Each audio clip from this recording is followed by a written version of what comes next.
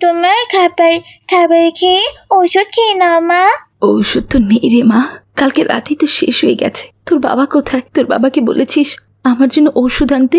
মা, বাবা তো এইমাত্র খাবার খাওয়া শেষ করে চলে গেল। কি বললি মা? তোর বাবা চলে গেছে? সে তো আমার সাথে দেখা করে গেল না রে মা। তাহলে এখন আমার ওষুধ কে আনবে? মা, খাবার খেতে খেতে বাবার কাজে যেতে দেরি হয়ে গেছে, তাই সে তাড়াহুড়ো করে চলে গেল। তাহলে তো রে মা, তোর বাবা জানতেই পারলো না যে আমার ওষুধ শেষ হয়ে গেছে। আমি একবেলা ওষুধ না খেলে তো আমার রোগ আরো বেড়ে যাবে।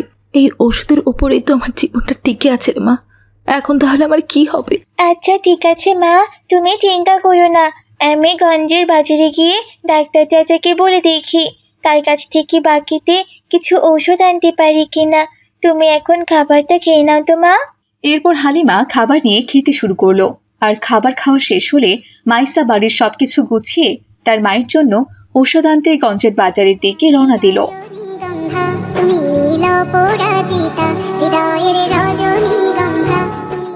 ওই দেখো ফাতেমা, মায়েশা এদিকেই আসছে। হ্যাঁ তাই তো। ইস, এ বয়সে মেয়েটার কত দুঃখ। আগে ও আমাদের সাথে প্রতিদিন মাদ্রাসায় যেত। আল্লাহ তাআলা ওর মায়ের কি যে একটা অসুখ দিল। মায়ের সেবা করার জন্য মেয়েটা এখন আর স্কুলে যেতেই পারছে না।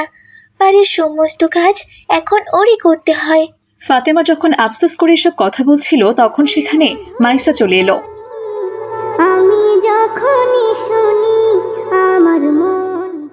আসসালামু আলাইকুম বন্ধুরা, তোমরা সবাই কেমন আছো? ওয়ালাইকুম আসসালাম, আমরা সবাই ভালো আছি মাইসা। তোমাকে অনেকদিন পর দেখলাম, তা তুমি এই সময় এদিকে কোথায় যাচ্ছ? ফাতেমা, আমি একটু মায়ের জন্য ওষুধ আনতে গঞ্জের বাজারে যাচ্ছি। আজকে বাবা তাড়াহুড়ো করে কাজে চলে গেছে। বাবাকে যে বলবো মায়ের ওষুধ শেষ হয়ে গেছে সেটা আর বলতেই পারিনি। তাই আমি গঞ্জের বাজারে গিয়ে ডাক্তার চাচিকে বলে মায়ের জন্য দেখি ওষুধ আনতে পারি কিনা। একবেলা ওষুধ না খেলেই তো মা আরো বেশি অসুস্থ হয়ে পড়ে। ইস, তোমার জন্য খুবই খারাপ লাগছে মাইশা। আগে একসাথে আমরা সবাই মাদ্রাসায় যেতাম, কত মজা হতো। কিন্তু এখন আমাদের তিনজনকেই যেতে হয়। তোমাকে খুব মিস করি মাইশা। তুমি আবার কবে থেকে মাদ্রাসায় যাবে মাইশা? জানি না, মায়ের শরীরের যা অবস্থা, যতই ওষুধ খাচ্ছে তার অবস্থার অবনতি ততই হচ্ছে। সুস্থ হতে যে আরো কতদিন লাগবে কিছুই বুঝতে পারছি না। তবে তোমরা আমার মায়ের জন্য একটু দোয়া করো, আল্লাহ তাআলা যেন তাকে খুব তাড়াতাড়ি সুস্থ করে দেন। তাহলে আমরা আবারও সবাই একসাথে মাদ্রাসায় যেতে পারবো। ফি আমানিল্লাহ। আল্লাহ, তুমি তাড়াতাড়ি আন্টিকে সুস্থ করে দাও। মাইসা যেন আবারও আমাদের সাথে স্কুলে যেতে পারে। তুমি তাড়াতাড়ি সেই ব্যবস্থা করে দিও আল্লাহ, আমিন। আমি তাহলে এখন আসি বন্ধুরা, তোমরা মাদ্রাসায় যাও। আমাকে তাড়াতাড়ি ওষুধ আনতে যেতে হবে। মাকে সকালের ওষুধের ডোজটা এখনো দিতে পারিনি। আচ্ছা ঠিক আছে মাইসা, তুমি যাও তাহলে। এরপর মাইসা সেখান থেকে চলে গেল। মাইসা চলে যাওয়ার পর ফাতেমা, মালিহা, মিলি ওরা মাদ্রাসায় চলে এলো। আসসালামু আলাইকুম ডাক্তার চাচা। ওয়ালাইকুম আসসালাম মাইশা, তুই এসেছিস, ভালোই করেছিস। আমি তো তোকেই খুঁজছিলাম। তোর বাবা যে 2 সপ্তাহ আগে 1000 টাকার ওষুধ বাকি নিয়ে গেছে, সেই টাকাটা কি এনেছিস? ঔষধ বাকিতে নিয়ে গিয়ে তোর বাবা ঘুমিয়ে পড়েছিল নাকি? দে আমার টাকা দে। চাচা যান, আপনি তো জানেন আমাদের সংসারের অবস্থা খুব একটা ভালো না। মায়ের প্রতি সপ্তাহে প্রায় 1000 টাকার ওষুধ লাগে, আবার সংসারও চালাতে হয়। বাবা দিনমজুরের কাজ করে ক টাকাই বা রোজগার করে বলুন? আপনার বাকি টাকাটা পরিশোধ করতে হয়তো বা তার কটা দিন সময় লাগবে। এদিকে মায়ের ওষুধ আবার শেষ হয়ে গেছে। আজকে বাকিতে আরো কিছু ওষুধ দিন না ডাক্তার চাচা। আগের বাকি টাকা আর আজকের টাকা বাবা একসাথে পরিশোধ করে দিবে। কি বললি তুই? আগের বাকি টাকা পরিশোধ না করে আবার বাকিতে ওষুধ নিতে এসেছিস? তুই ভাবলি কি করে আমি আবার তোদেরকে বাকিতে ওষুধ দিব? যা ভাগ এখান থেকে। আগে আগের বাকি টাকা নিয়ে আয়, তারপর ওষুধ পাবি। দয়া করুন ডাক্তার চাচা, এখন একটা ওষুধ না পেলে যে আমার মা আরো বেশি অসুস্থ হয়ে পড়বে। দয়া করে আপনি ওষুধটা দিন, আমার বাবা কদিনের মধ্যে আপনার সমস্ত টাকা পরিশোধ করে দিবে। না না, আগের বাকি টাকা পরিশোধ না করলে কোনো ওষুধ পাবি না। তুই কি এখন এখান থেকে যাবি নাকি ঘাড় ধাক্কা দিয়ে তাড়িয়ে দিব বল? আচ্ছা ঠিক আছে ডাক্তার চাচা, ঘাট ধাক্কা দিতে হবে না, আমি নিজেই চলে যাচ্ছি। আমি টাকা ম্যানেজ করে এনে আপনার থেকে ওষুধ নিয়ে যাবো। এই কথা বলে মাইসা সেখান থেকে চলে গেল। আর যেতে যেতে মাইসা বলল, এখন কি করি কিছুই তো বুঝতে পারছি না। ডাক্তার চাচা তো আগের বাকি টাকা পরিশোধ করা ছাড়া ওষুধও দিতে চাচ্ছি না। এখন অতগুলো টাকা আমি কোথায় পাবো? এক কাজ করি, বাবা যেখানে কাজ করে সেখানে যাই, দেখি বাবাকে বলে কিছু টাকা এনে ডাক্তার চাচাকে দিয়ে মায়ের জন্য ওষুধ নিয়ে যেতে পারি কিনা। এরপর মাইসা চলে গেল তার বাবা যেখানে কাজ করে সেখানে। সেখানে গিয়ে মাইসা দেখল তার বাবা ইটের ভাটা থেকে ইটগুলো সারি করে গোছাচ্ছে। আসসালামু আলাইকুম বাবা। ওয়ালাইকুম আসসালাম। কি রে মামাইশা, তুই হঠাৎ এখানে? তোর মায়ের কি কিছু হইছে? না বাবা, মা ঠিক আছে। বাবা আমি আসলাম তোমার কাছে কিছু টাকা নিতে। মায়ের যে ওষুধ শেষ হয়ে গেছে বাবা, সেটা তো তোমাকে বলতেই আমি ভুলে গেছি। সকালবেলা খাবার খেয়ে ওষুধ খেতে পারিনি মা। তুমি তো জানোই বাবা, মা একদিন ওষুধ না খেলে মায়ের অসুখ আরো বেড়ে যায়। ও কিন্তু মারে, আমার কাছে তো এখন টাকা নাই। সারাদিন কাজ করার পর বিকালবেলা মহাজন আমারে কিছু টাকা দিব। এর আগে তো মহাজন কোনো টাকা দিব না রে মা। কিন্তু বাবা মায়ের তো ওষুধ লাগবেই। আচ্ছা যা, এক কাম কর, তুই বাজারে গিয়া ডাক্তার চাচারে আমার কথা বল, তোর মায়ের জন্য বাকিতে কিছু ওষুধ নিয়ে যা। আমি বিকালে তোর ডাক্তার চাচার টাকা পরিশোধ করে দিমু। বাবা আমি গিয়েছিলাম ডাক্তার চাচার কাছে, কিন্তু ডাক্তার চাচা আমাকে বলল সে আগেরই নাকি 1000 টাকা পায়, সেই বাকি 1000 টাকা না দিলে সে আর ওষুধ দিবে না বাবা। আহা, এখন তাহলে আমি কি করবো রে মা? সারাদিন কাজ করলো তো মাত্র 600 টাকা হয়, কিন্তু 600 টাকা দিয়ে যদি বাকি পরিশোধ করি তাইলে তো বাড়িতে বাজার করে নিয়ে যাইতে পারুম না। আমরা তখন কি খামু? বাবা এক কাজ করলে কেমন হয়, আজকে আমিও তোমার সাথে কাজ করি। যদি তুই বাবা মেয়ে মিলে ডাবল কাজ করতে পারি তাহলে মহাজন চাচাকে বলে কিছু টাকা আমরা বেশি নিতে পারবো। সে টাকা দিয়ে আমরা ওষুধও কিনতে পারবো বলো, আবার বাড়ির জন্য বাজার করেও নিয়ে যেতে পারবো। কিন্তু মা, এই কাজ তো মেলা কঠিন কাজ, তুই করতে পারবি না রে মা। একটা একটা করে ইট নিয়ে আইসা এইখানে গুছাইতে হয়, খুবই পরিশ্রমের কাজ রে মা। আমি পারবো বাবা, তুমি কোনো চিন্তা করো না। এখান থেকে একটা করে ইট নিয়ে গিয়ে ওখানে গোছানো, এটা কোনো বিষয় না। তুমি দেখো আমি পারবো বাবা। হায় আল্লাহ, ওরা কপাল আমার, অভাবের কারণে স্বভাব নষ্ট হইছে। আমার মেয়েটারে দিয়া কাজ করাইতে হইতেছে। আচ্ছা ঠিক আছে রে মা, পারলে ভালো কথা, কর তাইলে। এরপর তারা দুই বাবা মেয়ে মিলে সারাদিনে 1500 ইট গুছিয়ে ফেলল। বিকেলবেলা মহাজন কামাল মিয়াকে টাকা দিতে এসে বলল, আরে কি কামাল মিয়া, আজ তো দেখছি তুমি একেবারে পুরোই কামাল করে দিয়েছো। একাই তুমি পুরো 1500 ইট গুছিয়ে ফেলেছো। আর এই মেয়েটা কে? ওকে তো চিনলাম না। মহাজন, এইটা আমার মাইয়া মাইশা। সকাল থেকে আমার সাথে ইট গুছানোর কাজ করছে, এজন্যই তো দুই বাপ মাও মিলা 1500 ইট গুছাইতে পারছি। আসলে আজকে আমার মেলা টাকার দরকার। আপনি তো জানেনই আমার স্ত্রী মেলা অসুস্থ, ওর ওষুধ কেনার টাকাটা আমার কাছে নাই। ও আচ্ছা, এ তাহলে তোমার মেয়ে। আচ্ছা ঠিক আছে, এই নাও কামাল মিয়া, তোমার 1500 ইট গোছানোর 1500 টাকা। আর ধরো এই 200 টাকা তোমাকে বেশি দিলাম। যাওয়ার সময় বাজার থেকে একটু ভালো মন্দ বাজার করে নিয়ে যেও। তোমার মেয়ের চেহারা দেখে তো মনে হচ্ছে তুমি অনেকদিন ওদেরকে ভালো মন্দ খাওয়াওনি। ধন্যবাদ চাচা যান, আমরা তাহলে এখন আসি। আসসালামু আলাইকুম। এরপর তারা দুই বাবা মেয়ে সেখান থেকে চলে গেল। আর ডাক্তারের পুরাতন বাকি টাকা পরিশোধ করে মাইসা তার মায়ের জন্য ওষুধ কিনে নিয়ে গেল।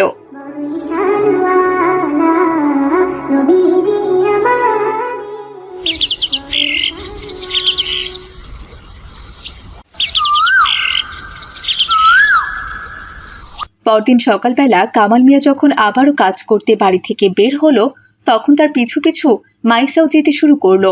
এ কি রে মা, তুই আবার কই যাইতাছস? বাবা আজও আমি তোমার সাথে কাজে যাব। আমাদের সংসারের যে অবস্থা, বাড়িতে বসে থেকে কি করব বলো? তোমার সাথে গিয়ে যদি একটু কাজ করে দিই তাহলে তো 2 টাকা বেশি আয় হবে। আর মায়ের জন্য ওষুধও কিনতে পারবো। মাকে একটু ভালো মন্দ খাওয়াতে পারবো বলো। এতে করে মা খুব তাড়াতাড়ি সুস্থ হয়ে যাবে। তারপর আমি আবারও মাদ্রাসায় যেতে পারবো। কিন্তু মা, আমি আমার মাইয়ারে দিয়া কাজ করামু? আমার তো খুব লজ্জা লাগতাছে রে মা। লজ্জার কিছু নেই বাবা, আমি তো কাজই করতে যাচ্ছি, চুরি করতে তো আর যাচ্ছি না। আমাদের সংসারে সমস্যা চলছে, আমরা সবাই মিলে যদি চেষ্টা করি তাহলে আমরা আমাদের এই অবস্থা থেকে বের হয়ে আসতে পারবো। এখানে লজ্জার কি আছে বাবা? ঠিক আছে মা, চল তাইলে। এরপর তারা দুই বাবা মেয়ে মিলে কাজ করতে চলে গেল। এভাবেই টানা কদিন ধরে মাইসা তার বাবার সাথে ইট গোছানোর কাজ করলো। কিন্তু এত ছোট্ট একটা মেয়ে এই রোদের মধ্যে ইট গোছানোর কাজ করতে করতে হঠাৎ করে মাইসা একদিন মাথা ঘুরে পড়ে গেল। তারপর সবাই তাকে ধরাধরি করে ডাক্তারের কাছে নিয়ে গেল। ডাক্তার তাকে দেখে বলল মাইসার শরীর খুবই দুর্বল এবং নিয়মিত রোদের মধ্যে ইট গোছানোর কাজ করতে করতে তার শরীর আরো বেশি দুর্বল হয়ে পড়েছে, আর এজন্য সে অজ্ঞান হয়ে গেছে। ওর এখন রেস্ট আর ভালো মন্দ খাবার খাওয়া দরকার। ও এখন সুস্থ আছে, আপনারা চাইলে ওকে নিয়ে যেতে পারেন। তবে একটা কথা সাবধান করে দিচ্ছি, ওকে দিয়ে আর আপনারা কাজ করাবেন না। মেয়ে মানুষ এমনিতেই অনেক দুর্বল, তার মধ্যে আবার রোদের ভিতর কাজ করে করে ওর অবস্থা আরো খারাপ হয়েছে। আর ওকে এখন থেকে বেশি বেশি ভালো মন্দ খাবার খেতে দিবেন।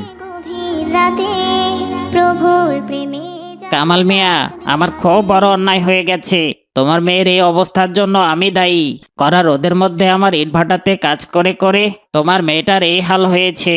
তুমি আর কোনোদিন ওকে কাজে নিয়ে আসবে না। আজকের পর থেকে আমি তোমার পারিশ্রমিক বাড়িয়ে দিলাম।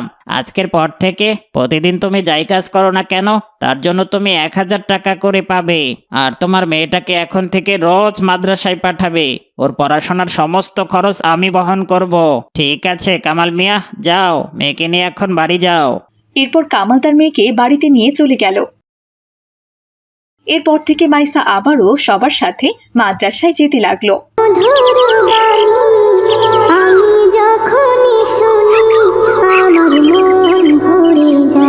ইসলামপুর মহল্লায় আব্দুল্লাহ তার স্ত্রী সন্তানকে নিয়ে বাস করত। আব্দুল্লাহ খুব সাদামাটা জীবনযাপন করত। সে সবসময় আমাদের প্রিয় নবী হযরত মুহাম্মদ সাল্লাল্লাহু আলাইহি ওয়াসাল্লামের সুন্নত মেনে চলার চেষ্টা করত। তার সাথে ছেলে সায়েমকেও ইসলামিক বিধিবিধান শেখাতো। আব্দুল্লাহর আর্থিক অবস্থা তেমন একটা ভালো ছিল না। সে একটা ফ্যাক্টরিতে শ্রমিকের কাজ করত। সেখান থেকে আব্দুল্লাহ খুব সামান্য টাকা বেতন পেত, কিন্তু তাতেই আব্দুল্লাহ বেশ সন্তুষ্ট ছিল, কারণ সে মনে করত দুনিয়াতে কেউ সারা জীবন বেঁচে থাকবে না, একদিন না একদিন সবাইকে এই দুনিয়া ছেড়ে চলে যেতেই হবে। একদিন সকালবেলার কথা।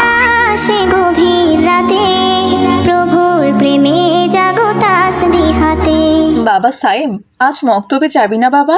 হ্যাঁ মা, যাবো, কিন্তু এই ঠান্ডায় অজু করতে ইচ্ছে করছে না মা।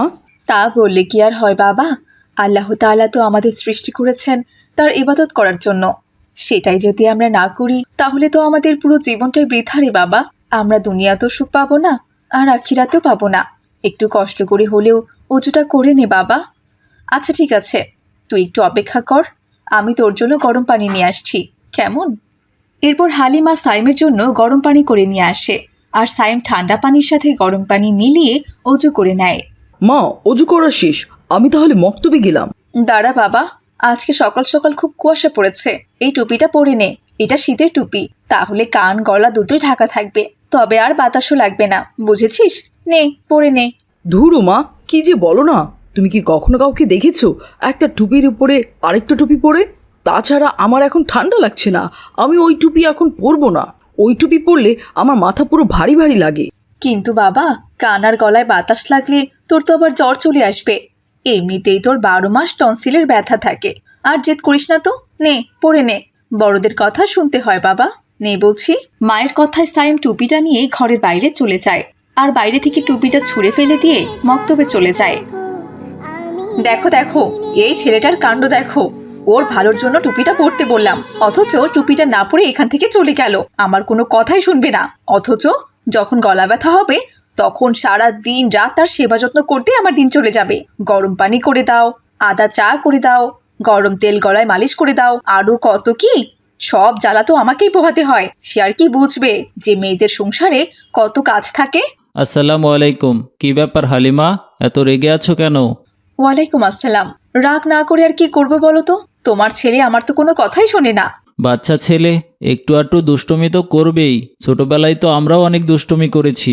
যখন ও বড় হবে দেখবে আমাদের ছেলে অনেক ভদ্র হয়ে গেছে। তুমি সারাদিন আমাদের জন্য অনেক কাজ করো। জহরের নামাজ শেষ করে খাওয়ার পরে একটু বিশ্রাম নিও। আমি তাহলে এখন কাজে যাচ্ছি হালিমা। দাঁড়াও, আমি তোমার দুপুরের খাবারটা নিয়ে আসছি। এরপর হালিমা একটি খাবারের বক্স এনে আব্দুল্লাহকে দেয়, আর আব্দুল্লাহ তার কাজে চলে যায়।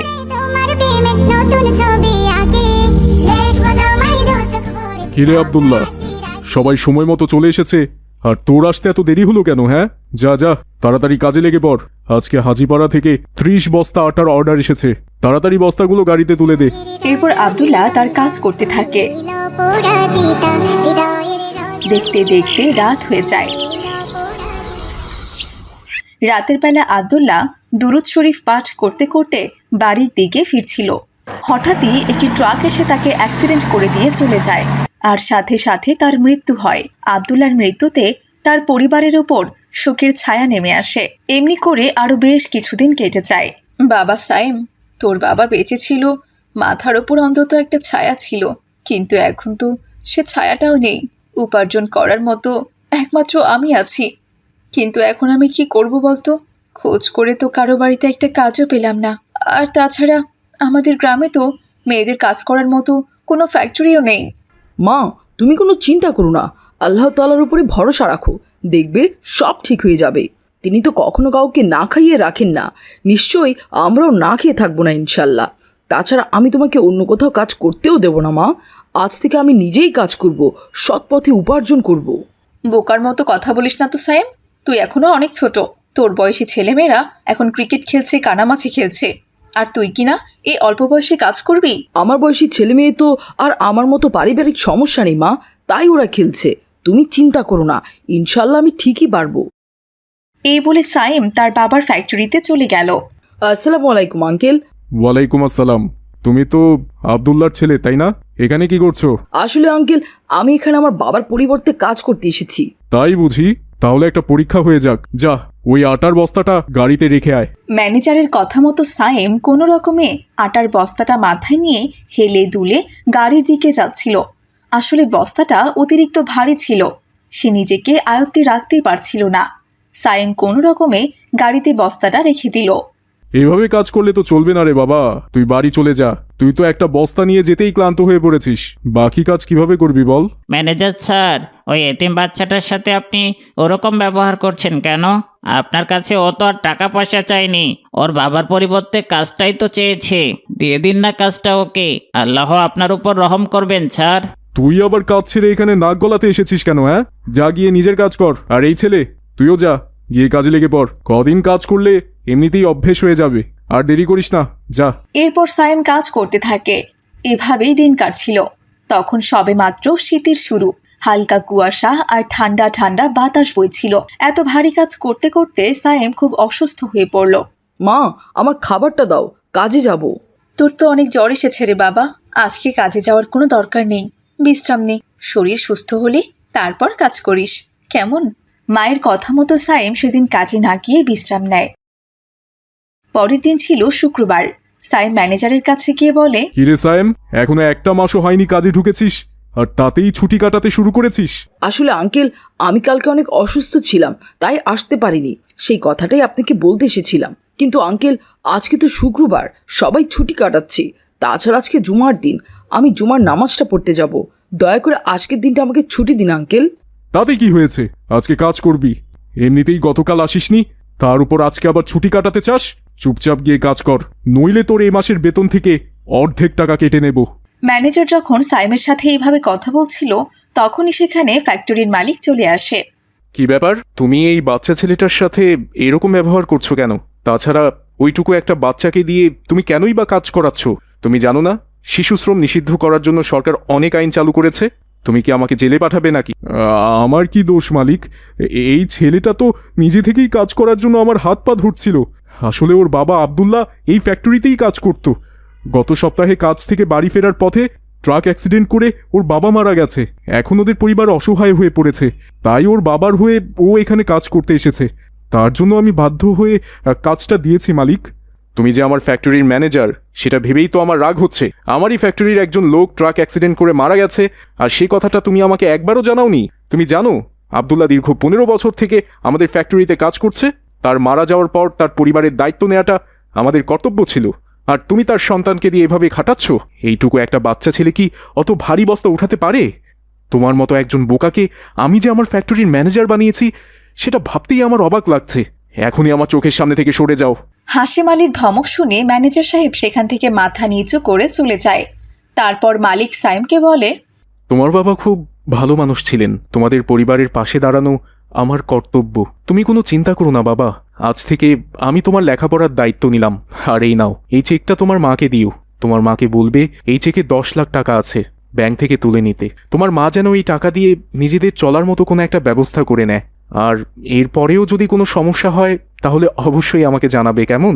আর এই 5,000 টাকাটা রাখো, এটা দিয়ে তুমি আর তোমার মায়ের জন্য শীতের কাপড় কিনে নিও। দেখো কি অবস্থা, ঠান্ডায় তুমি কাঁপছো। জাযাকাল্লাহু খাইরান। এই বলে সাইম সেখান থেকে তার বাড়িতে যায় এবং তার মাকে সেই চেকটা দিয়ে দেয়। হালিমা কিছু টাকা সেখান থেকে সাইমের ভবিষ্যতের জন্য রেখে দেয় এবং বাকি টাকাগুলো দিয়ে বেশ কিছু গরু, ছাগল, হাঁস, মুরগি কিনে বড় সড়ো একটা ফার্ম দেয়। এখন তারা আল্লাহর রহমতে বেশ সুখে শান্তিতে আছে।